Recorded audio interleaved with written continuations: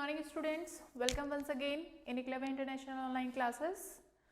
Previous video lecture में chapter number 11 का part first जो अपन ने किया था that was about the work, और उसमें अपन ने देखा था कि वर्क होता क्या है। Work is actually force into displacement. If we are applying a force on an object and it is displaced, then work done will be equal to magnitude of both. तो यहाँ पर अपन वर्क को बोलते हैं W, force को बोलते हैं F into displacement को बोलते हैं S। तो यहाँ हमने वर्क को पिछले फर्स्ट पार्ट के अंदर कंप्लीट कर लिया था। Today we are talking about energy. कौन सा वाला पार्ट स्टार्ट कर रहे हैं आज अपन? एनर्जी स्टार्ट करने जा रहे हैं। तो सबसे पहले जब अपन एनर्जी की बात करते हैं बेटा, तो आपको पता है कि energy different kind of forms होती है, और उसके अंदर आप बात करें एनर्जी की तो क्या है energy? Energy is the capacity to do work.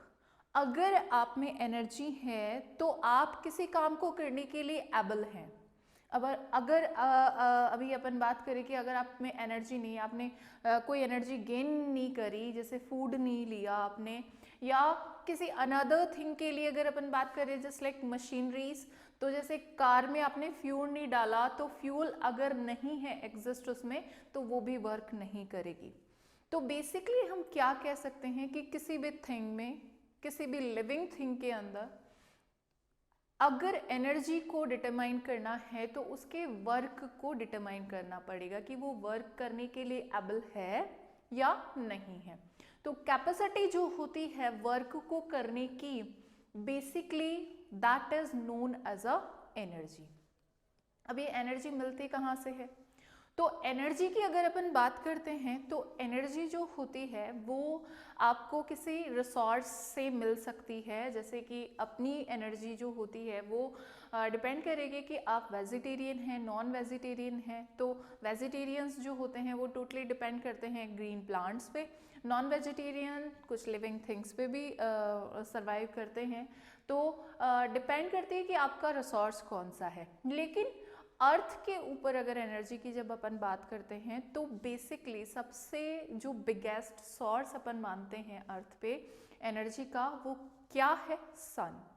सन को सबसे बिगेस्ट सोर्स माना जाता है एनर्जी का, क्योंकि इससे मिलने वाली जो एनर्जी होती है वो कई फॉर्म्स में डिराइव होकर डिफरेंट काइंड ऑफ फॉर्म्स जो होती है, various type of forms of energy we are getting from the sun. कैसे? देखिए, अगर आप पिछले वाले चैप्टर्स को अच्छे से रीड कर चुके हैं तो आपको पता होगा कि सन जो होता है वो फोटोसिंथेसिस प्रोसेस में एक इम्पॉर्टेंट रोल प्ले करता है, प्लस विंड के फ्लो में भी एक इम्पॉर्टेंट रोल प्ले करता है। उसके अलावा सन की वजह से आपके जो टेम्परेचर होता है सी का वो इंक्रीज होता है। तो ओशियन थर्मल एनर्जी जो होती है वो भी इस पर डिपेंड करती है। और उसके अलावा हमें जो अनदर सोर्सेज की फॉर्म में एनर्जी मिलती है दैट इज़ कोल वगैरह जो होता है, जो फॉसिल फ्यूल की फॉर्म में हमें मिलता है, जैसे कि पेट्रोल है, कोल है ना। और जो हॉट स्पॉट्स होते हैं अर्थ के नीचे वाले, जिनको हॉट स्पॉट्स कहा जाता है, जहाँ पे स्टीम का फॉर्मेशन होता है due to the underground energy of the earth, जहाँ पे मैग्मा की प्लेट्स वगैरह, लावा के ऊपर जो थोड़ा सा वाटर क्या हो जाता है, एग्जिस्ट करता है, वो स्टीम फॉर्म में कन्वर्ट हो जाता है। तो जहाँ से वो निकल रहा होता है वहाँ उस एनर्जी को भी यूज़ करके हम क्या करते हैं, एनर्जी की नई फॉर्म्स में उसे कन्वर्ट करते हैं। उसके अलावा आपने देखा होगा कि सोलर पैनल्स जो होते हैं वो भी सनलाइट को एब्जॉर्ब करने का काम करते हैं। और सोलर पैनल्स की टेंडेंसी होती है कि वो सोलर एनर्जी को अनदर एनर्जी फॉर्म्स के अंदर, केमिकल एनर्जी में, इलेक्ट्रिकल एनर्जी में, इनमें कन्वर्ट कर देते हैं। ठीक है, तो उसके अलावा हम क्या कह सकते हैं कि बहुत सारी और एनर्जीज होती हैं जिनको हम डिफरेंट तरीके से और डिफरेंट पैटर्न से हमें गेन करना होता है। Then after we can convert it into the different forms which is useful for us. तो यहाँ जब अपन एनर्जी की बात करते हैं तो बेसिकली जो डेफिनेशन होगी जिसे अपन डिफाइन करेंगे एनर्जी को, that will be that energy is the capacity to do work. यानी एनर्जी किसी भी ऑब्जेक्ट की वो कैपेसिटी है जिसकी वजह से वो क्या कर पा रहा है, वर्क कर पा रहा है। जैसे कि एक सिंपल से एग्जांपल मैं आपको बताऊं कि आपने देखिए एनर्जी जो होती है वो एक ऑब्जेक्ट से दूसरे ऑब्जेक्ट के अंदर ट्रांसफ़र भी की जाती है। जैसे किसी भी बॉलर की कंडीशन को देखिए कि बॉल को वो जब थ्रो करता है तो उसने अपनी एनर्जी जो है वो किसके अंदर फिल कर दी, बॉल के अंदर फिल कर दी। अब बॉल जब स्ट्राइक करेगी, किसी भी बैट से स्ट्राइक कर सकती है, विकेट से स्ट्राइक कर सकती है, तो विकेट पे लगे या फिर बैट पे लगे, दोनों ही कंडीशन के अंदर उसने अपनी एनर्जी किसको दे दी, बैट को दी या फिर विकेट को दी। विकेट आपने कई बार देखा होगा कि जैसे ही बॉल उसके ऊपर स्ट्राइक करती है वो निकल के बाहर चला जाता है। तो उसका रीज़न क्या था कि बॉलर की एनर्जी पहले किसके अंदर आई, बॉल के अंदर आई, देन बॉल की एनर्जी फिर से किसको ट्रांसफ़र की गई, विकेट को ट्रांसफ़र की गई, और उसकी वजह से वो किस में आ गया, मोशन में आ गया। कई जगह आपको मोशन नहीं देखने को मिलता, लेकिन कई जगह आपको शेप चेंज देखने को मिल सकता है। जैसे कि बलून्स में आप एयर ब्लो करते हो तो आप क्या कर रहे हो, उसके ऊपर वर्क कर रहे हो, है ना, आपने उसको एनर्जी दी है। तो आपने देखा होगा कि एयर जैसे जैसे आप फिल करते जाएंगे उसकी शेप चेंज होना शुरू हो जाती है। देन आफ्टर अगर आपने उसको टाई कर दिया है उसको ब्लो करने के बाद, तो आपने देखा होगा अगर आप उसके ऊपर फिर से फोर्स लगा रहे हो, फिर से आप उसके ऊपर वर्क कर रहे हो, then again you are changing its shape, और कई बार तो बस भी हो जाता है। ठीक है, तो हम क्या कह सकते हैं कि किसी भी ऑब्जेक्ट के अंदर जो एनर्जी होती है वो अपनी एनर्जी को किसी अनदर ऑब्जेक्ट के अंदर इजीली ट्रांसफ़र भी कर सकता है, और वो उसका क्या कहलाता है, फिर वो उसका वर्क डन कहलाता है। जैसे कि बलून को जो आपने ब्लो करके उसकी शेप चेंज करी है, तो आपने उसके ऊपर क्या किया है, वर्क डन किया है, आपकी एनर्जी के थ्रू वर्क डन किया है। एनर्जी जो होती है वो एक डेफिनेट फॉर्म हो सकती है, जो कि एक तरीके से एनवायरनमेंट में जो एग्जिस्ट करती है energy, that is definite value, लेकिन ये इंटर कन्वर्ट होती रहती है। कैसे ट्रांसफ़र होती रहती है, एक फॉर्म से दूसरी फॉर्म के अंदर ट्रांसफॉर्म होती रहती है। जैसे कि आपने देखा होगा कि वाटर के अंदर जो वाटर करंट होता है, यानी आप जो ये बड़े बड़े डैम्स बनाए जाते हैं वाटर को कलेक्ट करने के लिए, उसके बाद उनको थोड़ी हाइट से टर्बाइंस पे गिराया जाता है ताकि उनकी जो स्टैटिक एनर्जी है या पोटेंशियल एनर्जी है उसको क्या किया जा सके, काइनेटिक एनर्जी में कन्वर्ट किया जा सके। देन आफ्टर काइनेटिक एनर्जी जो होती है वो टर्बाइन के अंदर जो डायनेमो और शाफ्ट होता है, डायनेमो जो कन्वर्ट करता है एनर्जी को, तो उस फॉर्म से वो उसको किस में चेंज कर देता है, केमिकल एनर्जी में चेंज कर देता है, बैटरियों के अंदर फिल कर देता है, या फिर डायरेक्टली इलेक्ट्रिकल एनर्जी में भी चेंज कर देता है।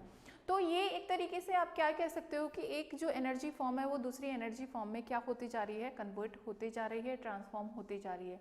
Just like first in this case, first जो पोटेंशियल एनर्जी थी वाटर की वो किस में कन्वर्ट हुई, काइनेटिक एनर्जी में कन्वर्ट हुई, जब वो फ्लो करके नीचे आ रहा था किस पे, टरबाइन पे ड्रॉप होने के लिए। आफ्टर दैट टरबाइन जो होती है वो काइनेटिक एनर्जी को गेन करने के बाद रोटेट होना शुरू हो जाती है, और उस एनर्जी को डायनेमो की हेल्प से, उस काइनेटिक एनर्जी को डायनेमो की हेल्प से, then after we are changing into the different form. तो एक फॉर्म से दूसरी फॉर्म, आपने सुना भी होगा जो एनर्जी कंजर्वेशन लॉ है उसके बारे में। तो एनर्जी कंजर्वेशन लॉ भी यही स्टेट करता है कि एनर्जी की जितनी भी फॉर्म्स होती है आपके एनवायरनमेंट में, वो एक दूसरे के अंदर इजीली इंटरकन्वर्टेबल होती है, एक दूसरे के अंदर चेंज हो पाती है, लेकिन टोटल एनर्जी जो होती है वो फिक्स रहती है। Means according to the energy conservation law we can't create the energy, we can't destroy the energy, only we can convert one form of energy into the another form of energy. जैसे कि photosynthesis की अपन बात करते हैं, जिसमें sun is the major source of energy. तो उसके अंदर अगर अपन बात करते हैं तो आप क्या कहते हो कि प्लांट्स के लीव्स जो होती है या फिर अनदर पार्ट्स जो कि क्लोरोफिल को रखते हैं, क्योंकि कई प्लांट्स के अंदर जो होती है वो लीव्स नहीं होती है, उनका जो स्टेम होता है वो ही क्लोरोफिल गेन कर लेता है। और जैसे कि डेजर्ट प्लांट्स बेसिकली, तो उनमें क्या होता है कि लीव्स जो होती है वो क्या हो चुकी होती है, या तो कांटों में स्पाइक्स के अंदर छोटे छोटे जो कांटे होते हैं उनमें कन्वर्ट हो चुकी होती है, या फिर झड़ चुकी होती है। तो उनका जो क्लोरोफिल होता है वो कौन ले लेता है, स्टेम ले लेता है, या यूं कह दे कि stem as a photosynthesis place का काम कर रहा होता है, फोटोसिंथेसिस में स्टेम में हो रहा होता है। ठीक है, नागफनी के जितने भी, कैक्टस वगैरह के जितने भी प्लांट्स होते हैं उनमें बेसिकली, तो उनमें क्या हो रहा है, मतलब कि किसी भी प्लांट के अंदर जहाँ पे भी क्लोरोफिल एग्जिस्ट करेगा, it may be leaves, it may be stems, तो वहाँ पे जो सन की लाइट होती है उसको पहले ट्रैप किया जाता है, और फिर उस सनलाइट की हेल्प से उनमें कार्बन डाइऑक्साइड और जो वाटर एग्जिस्ट करता है उसको किस में कन्वर्ट किया जाता है, ग्लूकोज में कन्वर्ट किया जाता है। तो वहाँ पर भी एक तरीके से आप सनलाइट को किस में कन्वर्ट कर रहे हो, केमिकल एनर्जी में कन्वर्ट कर रहे हो। तो फोटोसिंथेसिस में भी आप एक तरीके से एनर्जी कंजर्वेशन लॉ को फॉलो कर रहे हो, जिसमें एक फॉर्म से दूसरी फॉर्म में वो कन्वर्ट हो रही है, उसका ना तो क्रिएशन हो रहा है और ना ही वो डिस्ट्रॉय हो रही है। जब अपन बात करते हैं different kind of energy forms की, तो सबसे पहले बात करते हैं मैकेनिकल एनर्जी की, जिसके अंदर दो टाइप्स आप इस चैप्टर में पढ़ेंगे, एक पोटेंशियल एनर्जी और एक काइनेटिक एनर्जी है।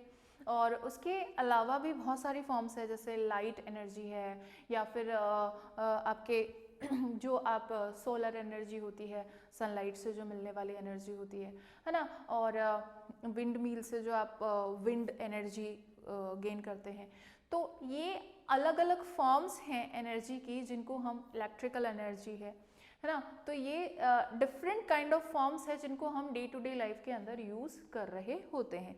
अब अगर अपन बात करें सबसे पहले एनर्जी की, तो एनर्जी की जो यूनिट होती है, एनर्जी की यूनिट आप पहले भी पढ़ चुके हैं कि किसी भी वर्क को करने की कैपेसिटी जो होती है वो एनर्जी होती है।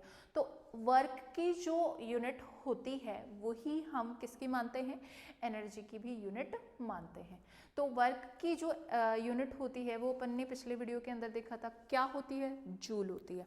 ठीक है, यहाँ पर एनर्जी की भी स्मॉलर फॉर्म जो होती है, यूनिट फॉर्म, वो जूल ही कंसिडर की जाती है। लेकिन लार्जर यूनिट्स के अंदर अगर देखा जाए तो किलो जूल, जो कि कितनी होती है, 1000 जूल के इक्वल होती है। 1 kilo joule is equals to 1000 joule. ये लार्जर यूनिट है किसकी, एनर्जी की। तो एनर्जी की यूनिट की अगर बात करें तो वो रिजेम्बलेंस शो करती है with the work, means work unit and energy unit both are same, जो कि क्या होती है, joule. Joule is the unit for the energy. Energy unit क्या होती है, जूल होती है। और लार्जर यूनिट्स के अंदर आप किसको कंसिडर कर लेते हैं, किलो जूल को कंसिडर कर लेते हैं। अब बात करते हैं डिफरेंट फॉर्म्स की। तो डिफरेंट फॉर्म्स में अपन सबसे पहले लेंगे काइनेटिक एनर्जी। काइनेटिक एनर्जी की आप बात करें तो काइनेटिक एनर्जी होती क्या है, काइनेटिक एनर्जी होती है किसी भी ऐसे ऑब्जेक्ट की एनर्जी जो कि मोशन में हो, यानी मोशन में या किसी को भी मोशन में लाने के लिए जो एनर्जी चाहिए होती है, या मोशन करते हुए किसी भी ऑब्जेक्ट के पास जो एनर्जी होती है, that is known as a kinetic energy. जैसे कि मैं आपको एग्जांपल बताऊं कि किसी भी थिंग को, जैसे मान लीजिए, कैसे कंसिडर करेंगे कि उसके अंदर एनर्जी है। किसी भी थिंग को, जैसे इन दोनों की ही बात कर लें, एक ये मार्कर है और एक आपका ये है, तो इस दोनों की कंडीशन में आप नीचे क्या करिए, कोई भी प्लेट ले लीजिए, उसमें सैंड फिल कर लीजिए। ठीक है, और ड्रॉप करिए इनको, पहले नीचे से ड्रॉप करो, यानी ज़्यादा हाइट से ड्रॉप ना करें, और फिर थोड़ी इनकी हाइट बढ़ाते जाएं, या फिर आप थिंक भी चेंज कर सकते हैं, जैसे ये थोड़ा लाइटर है, ये थोड़ा हैवियर है, तो इसको चेंज कर सकते हैं। आप देखेंगे कि दोनों में जो सैंड के अंदर आपको क्या मिलेगा, डीप एक होल मिल जाएगा, एक थोड़ा सा डाउन मिलेगा, तो वो इनके ऊपर डिपेंड करेगा कि आपने कितने मास को उस वहाँ पे ड्रॉप किया है, हल्का है या फिर थोड़ा हैवी है, या फिर हाइट पे भी डिपेंड करेगा कि नीचे से फेंका है या फिर ऊपर से फेंका है। तो हम क्या कह सकते हैं कि बेसिकली जो आपकी एनर्जी होती है वो उसके ऊपर किए गए वर्क के इक्वल होती है। जैसे कि मैंने थोड़ा ही इसको ऊपर उठाया तो इसने थोड़ी ही एनर्जी मैंने फिल की, और अब ये जो एनर्जी मैंने इसके अंदर फिल कर दी है वो कौन सी एनर्जी, इसकी पोटेंशियल एनर्जी है। Now I am dropping it, then potential energy is converting into the kinetic energy. Again I am picking it at a different height, दूसरी हाइट पे मैंने इसको पिक किया हुआ है, और अब मैं इसको ड्रॉप कर रही हूँ, means again I am giving extra energy to it. ठीक है, और अब ये एनर्जी जो मैंने इसको दी है वो एक्स्ट्रा अमाउंट जो इसका था पोटेंशियल एनर्जी का, वो एक्स्ट्रा अमाउंट अब काइनेटिक एनर्जी के अंदर भी एक्स्ट्रा एनर्जी क्या करेगा, ऐड करेगा, और वो एक्स्ट्रा एनर्जी जो काइनेटिक एनर्जी की मिलेगी इसको, वो उस सैंड के ऊपर एक्स्ट्रा अमाउंट में वर्क करेगी। तो उसका जो होल बनेगा, या इसके डंप होने से या इसके गिरने से जो उसके अंदर थोड़ा सा एक क्या आ जाएगा, थोड़ा होल के जैसा शेप आ जाएगा, डेंच आ जाएगा, वो क्या होगा, थोड़ा गहरा हो जाएगा, या यूं कह दे कि इसका वर्क डन थोड़ा इंक्रीज हो जाएगा। बेसिकली हम क्या कह सकते हैं कि जिसकी स्पीड जितनी ज़्यादा होती है या जो जितने ज़्यादा मोशन में होता है उसकी काइनेटिक एनर्जी उतनी ही ज़्यादा होती है। ठीक है, जैसे ये नीचे से गिरेगा तो इसके अंदर काइनेटिक एनर्जी कम होगी, लेकिन ये ऊपर से नीचे जाएगा तो बहुत तेज़ी से जाएगा, या यूँ कह दे कि इसकी वेलोसिटी इंक्रीज हो जाएगी। तो जब ये गिरेगा और वर्क करेगा सैंड के ऊपर, तो वो वर्क जो इसके थ्रू किया जाएगा वो ज़्यादा होगा। तो हम क्या कह सकते हैं कि जो वेलोसिटी होती है वो एक तरीके से डायरेक्टली प्रोपोर्शनल मान सकते हो कि वेलोसिटी जो होती है वो जितनी ज़्यादा होगी उतनी ही काइनेटिक एनर्जी भी उसकी इंक्रीज होती चली जाएगी। अब जब अपन बात करते हैं काइनेटिक एनर्जी की, तो आपके पास दो एक्टिविटीज गिवन है काइनेटिक एनर्जी में, पेज नंबर 150 के ऊपर। पहला देखिए, take a heavy ball, drop it on a thick bed of sand, जो मैं आपको बता चुकी हूँ पहले से ही कि 25 सेंटीमीटर की हाइट से फिर इंक्रीज करते जाइए हाइट, और फिर आप देखिए कि किसके अंदर जो होल बन रहा है, जो उसके अंदर ड्रॉप करने के बाद, तो वो किसके अंदर डिपेस्ट बन रहा है और किसके अंदर शैलो बन रहा है, यानी किसके अंदर हल्का बन रहा है और किसके अंदर ज़्यादा गहरा बन रहा है। तो आपको पता ही है जितनी ज़्यादा हाइट आप उसको देंगे उतना ही ज़्यादा उसके अंदर जो होल बनेगा वो गहरा होता चला जाएगा, because kinetic energy is increasing.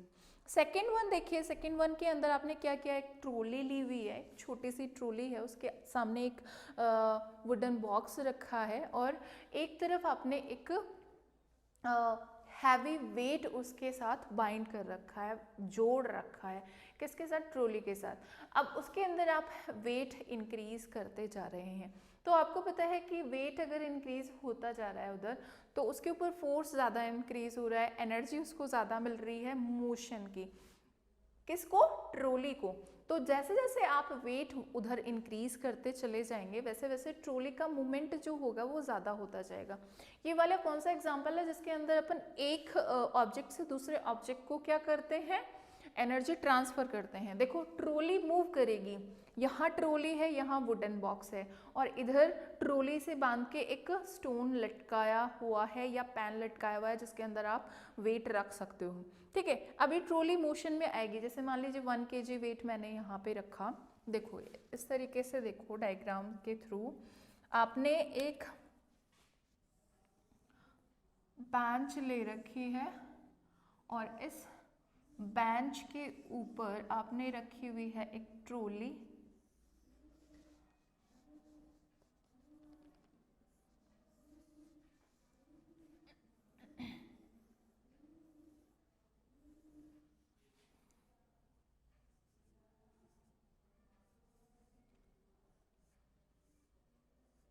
ठीक है, यहाँ पर रखा हुआ है एक वुडन बॉक्स और इस ट्रॉली को आपने टाई किया हुआ है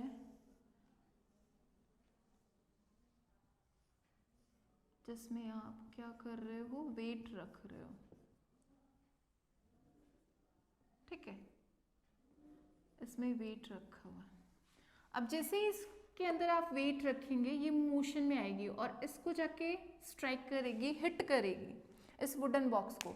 इस वुडन बॉक्स को अगर ये हिट करेगी तो बेसिकली इसने अपनी एनर्जी किसको ट्रांसफर कर दी, वुडन बॉक्स को ट्रांसफर कर दी। तो ये वुडन बॉक्स आगे की तरफ क्या हो जाएगा, मोशन में आ जाएगा। तो ये जो डिस्टेंस होगी ना मोशन की, या यूं कह दे कि डिस्प्लेसमेंट की डिस्टेंस, वो डिपेंड किस पे करेगी, इसकी काइनेटिक एनर्जी पे, कि इसने कितनी काइनेटिक एनर्जी ट्रांसफर करी इस वुडन बॉक्स को।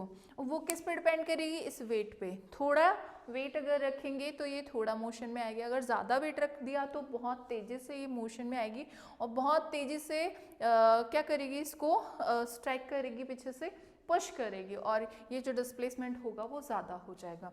तो एक तरीके से आप क्या कह सकते हो कि ये जो ट्रॉली है उसकी वेलोसिटी की वजह से इस वुडन बॉक्स का डिस्प्लेसमेंट वेरी कर रहा है, या यूं कह दें कि ट्रॉली की काइनेटिक एनर्जी जितनी ज़्यादा होगी उतना ही वुडन बॉक्स को वो क्या करेगी, डिस्प्लेस करेगी। तो यहाँ पर जो काइनेटिक एनर्जी है वो एक ऑब्जेक्ट से दूसरे ऑब्जेक्ट में क्या हो रही है, ट्रांसफर हो रही है। अब देखिए काइनेटिक एनर्जी को किस तरीके से आप निकालें, किस तरीके से पता चले कि किस ऑब्जेक्ट की काइनेटिक एनर्जी कितनी होगी। तो सबसे पहले जब अपन बात करते हैं, जो कि अपन पहले भी बात कर चुके हैं वर्क के बारे में, तो वर्क को अपन ने क्या माना था, वर्क को अपन ने माना था F × S, right. Work is equals to अपन ने क्या लिया था, F × S लिया था। अब यहाँ पर अपन किसी भी एनर्जी को मान क्या रहे हैं, किसी भी एनर्जी को मान रहे हैं कैपेसिटी टू डू वर्क। ठीक है, तो यहाँ पर ये बोल रहा है कि मान लीजिए कि ऑब्जेक्ट है जो कि क्या m मास रखता है और उसका एक्सेलरेशन a है और उसने क्या किया हुआ है, u से v तक उसने अपनी वेलोसिटी को चेंज किया है। तो यहाँ पर अगर आप f को निकालें, जो कि आप पहले भी निकाल चुके हैं चैप्टर नंबर 8 के अंदर। चैप्टर नंबर 8 में अपन ने क्या कंसीडर किया था, चैप्टर नंबर 8 में फोर्स को अपन ने कंसीडर किया था मास इनटू एक्सेलरेशन। तो F इज इक्वल्स टू आप लिख सकते हो m × a। ठीक है, ये फर्स्ट इक्वेशन हो गई, इसको मानते हैं फर्स्ट इक्वेशन, इसको मानते हैं सेकेंड इक्वेशन। अब देखिए वेलोसिटी अगर आप यहाँ देखें s को अगर निकालें तो वेलोसिटी के बेस पे, इनिशियल और फाइनल वेलोसिटी के बेस पे और एक्सेलरेशन के बेस पे जब अपन s का रिलेशन निकालता है डिस्प्लेसमेंट का, तो याद करिए मोशन इक्वेशन में, मोशन इक्वेशंस की कौन सी वाली थी, third equation v² - u² is equals to 2as। तो v² - u² is equals to 2as। इस वाली इक्वेशन से आप s इज इक्वल्स टू क्या लिखेंगे, v² - u² divided by 2a। ठीक है, ये इक्वेशन थर्ड मान लेते हैं। ठीक है, यहाँ पर क्या लिखोगे, according to motion equation, according to the second law of motion. अब यहाँ पे आप देखिए इक्वेशन सेकेंड और इक्वेशन थर्ड को, s और f, इन दोनों को पुट कर सकते हो इक्वेशन नंबर 1 में। तो आप लिखेंगे from equation first, second and third, तीनों से क्या लिखोगे आप, W इज इक्वल्स टू क्या लिखेंगे, m × a और into v² minus you square divided by 2a। देखिए 2a में a से a कैंसिल हो गया तो W इज इक्वल्स टू आपके पास आ गया, इसको लिख लीजिए 1/2 m v square minus u square, ये आ गया आपके पास। अगर मान लीजिए कि initial velocity u is equals to मान लीजिए 0 से, यानी रेस्ट पोजीशन से वो स्टार्ट हो रहा है, तो ये वाली जो इक्वेशन है आपकी कुछ इस तरीके से हो जाएगी, w is equals to half M V square, और हम क्या मान रहे हैं, work done is equals to energy, और यहाँ पर एनर्जी काइनेटिक एनर्जी की कंसिडरेशन में ले रहे हैं, तो energy kinetic energy is equals to हो जाएगी हाफ एम वी स्क्वायर। या फिर अगर इनिशियल और फाइनल वेलोसिटी दोनों हैं तो ई के इज इक्वल्स टू आपके पास आ जाएगी 1/2 M V square minus 1/2 M U square. या फिर इसको आप इस तरीके से भी लिख सकते हो, किस तरीके से लिख सकते हो, 1/2, यहाँ और मत लगाओ, यहाँ पे u इज इक्वल्स टू 0 ले रखा है अपन ने, या फिर इसे क्या लिख सकते हो, 1/2 m v square minus you square. ये लीजिए आपकी काइनेटिक एनर्जी के लिए फॉर्मूलाज, ये और ये भी। जब दोनों वेलोसिटीज दे रखी हो फाइनल और इनिशियल तो ये वाली यूज करोगे, और इनिशियल वेलोसिटी अगर 0 हो, सिर्फ फाइनल वेलोसिटी हो, then you will consider it as a ek is equals to 1/2 m v square, half M V square. Half M V square को आप क्या बोलते हैं, काइनेटिक एनर्जी का फॉर्मूला कंसीडर करते हैं। इसके बेस पे आपको कुछ न्यूमेरिकल्स दे रखे हैं पेज नंबर 151 पे, तो आप उनको कंसीडर करिएगा, उनको करने की कोशिश कीजिएगा, और अगर नहीं आते हैं या कोई प्रॉब्लम होती है उसके अंदर तो आप मुझे सेंड करिएगा। तो आज के लिए इतना ही रखते हैं, अगले वीडियो सेशन में अपन देखेंगे इसके न्यूमेरिकल और सेकंड पॉइंट पोटेंशियल एनर्जी का। तो आज के लिए इतना ही, thank you and have a nice day.